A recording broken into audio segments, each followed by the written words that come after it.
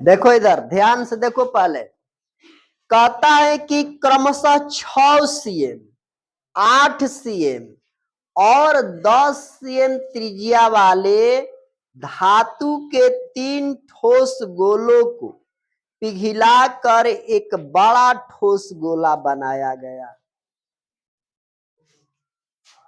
एगो, दूगो, तीन गो गोला है। एक की त्रिज्या मान लो इसका 6 है, तो इसका 8 है और इसका 10।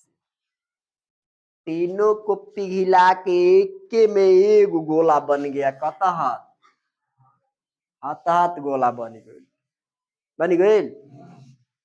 केकरा के हेकरा के पिघला के गला के अतहत गोल बनावल गइल है। ठीक बा। तो कहता कि एह गोलावा के त्रिज्या कतना होखे के ये न कहता।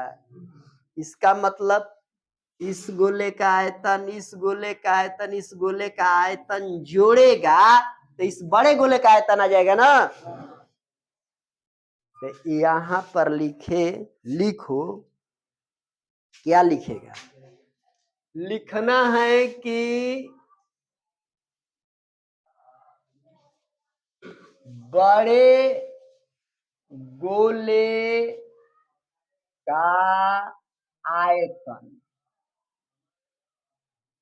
तीनों गोला के आयतन के बराबर होगा ना। यहां पर ही तीनों गोला के आयतन के बराबर होगा। तो यहां पर आपको लिखना होगा, क्या लिखना होगा? तीनों गोलों के आयतन का योग। बात समझ में आती है कि नहीं आती है? बोलो।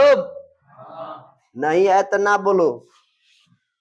बड़े गोले का आयतन बराबर तीनों गोलों के आयतन का योग। तब बड़ा गोला के आयतन यानी गोला के आयतन क्या होता है? 4/3 पाई आर।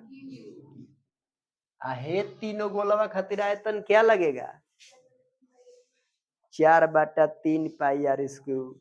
एकरा खातिर तक तो नहीं, क्या खातिर गोला दोसर तो नहीं, छोट बड़ा तक का छोट आयतन गोला के सूत्र लगी उहे लगेगा। तो 4/3 पाई, इसमें लिखो R1 cube, R2 cube, R3 cube. इसका मतलब क्या है समझता है?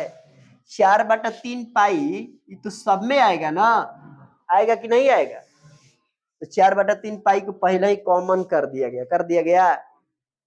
बात समझ में आती है ना। इसके बाद R1 का मतलब पहला गोला का त्रिज्या, R2 का मतलब दूसरे गोले की त्रिज्या, R3 का मतलब तीसरे गोले की त्रिज्या। बात तब समझ में आ रही है? इसमें देखो 4/3 पाई का मान मत रखो, इसलिए कि तो मिल रहा है ना। यहाँ लिखो R3, यहाँ 4/3 पाई R1 क्यूब यानी 6 है ना, 6 का R2 क्यूब यानी उसका मान 8 है, तो 8 का क्यूब हो जाएगा। R3 क्यूब उसका मान कितना था? क्यूब हो जाएगा। चलो अभी फिक्स है कि 4/3 है, पाई इधर आके आएगा बाटा में तो कटिए जाएगा, तो ऐसा ही काट दो। ठीक है। यहाँ R3 बराबर 6 का क्यूब होगा तब मान कितना आएगा? 216। 8 का क्यूब होगा तब मान कितना आएगा? 10 का क्यूब होगा तो R3 बराबर इस सबको जोड़ा जाएगा, सबको जोड़ के कितना आएगा? 28। R का क्यूब हटेगा यानी घन हटेगा, तो इनका पे घन चढ़िए, इसको अब तोड़ दो। 17 से 28 को फैक्टर करो। कैसे फैक्टर? लघुत्तम से छोटे छोटे तोड़ दो कि उसको आगे अब तोड़ा फैक्टर से। तो फैक्टर में जब इसको तोड़ेगा तो क्या आएगा?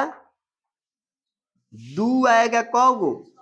6 गो आएगा। तोड़ोगे लघुत्तम विधि यानी फैक्टर विधि, जिसको लघुत्तम तुम लोग को समझने के लिए हम कह रहे हैं, 3 आएगा 3 गो। तो ये क्या कहता है? यहाँ घन चढ़ा है 3 ना, 3 चढ़ा है, तो बार बार यहाँ कह रहा है तुमसे का 3 से 1 मैंने 3 गो से एगो निकालो तो 3 गो, 3 गो, 3 गो, इससे एगो तो इससे इससे गुणा, दो दूनी के 4 चढ़ती है। सीएम पीएम डीएम क्या था, सीएम था ना, सीएम। जो गोला बना नयका उसका त्रिज्या क्या हो गया है, 12 सीएम। बात समझ में आई तो लिखो।